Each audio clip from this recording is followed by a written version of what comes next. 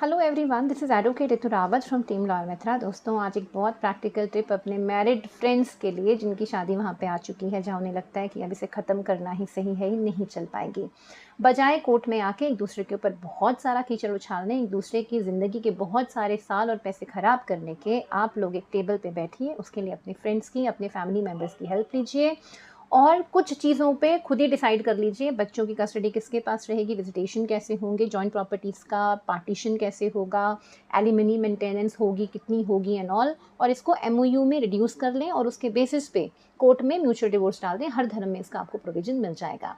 अगर आप लड़ने पे आए ना, तो यकीन मानिए, जितना ह्यूमिलिएशन आपका एक टॉक्सिक मैरिज में नहीं होता, उससे कहीं ज़्यादा ह्यूमिलिएशन आपका इस जुडिशियल सिस्टम में, लिटिगेशन में जब आप आते हैं तो हो जाता है। तो एक दूसरे पे लड़ने की बजाय और अपने ज़िंदगी के बहुत इंपॉर्टेंट साल ख़राब करने की बजाय आप कॉम्प्रोमाइज़ कर लें, क्योंकि बाद में भी आप कॉम्प्रोमाइज़ ही कर रहे होंगे। Trust me. Thank you.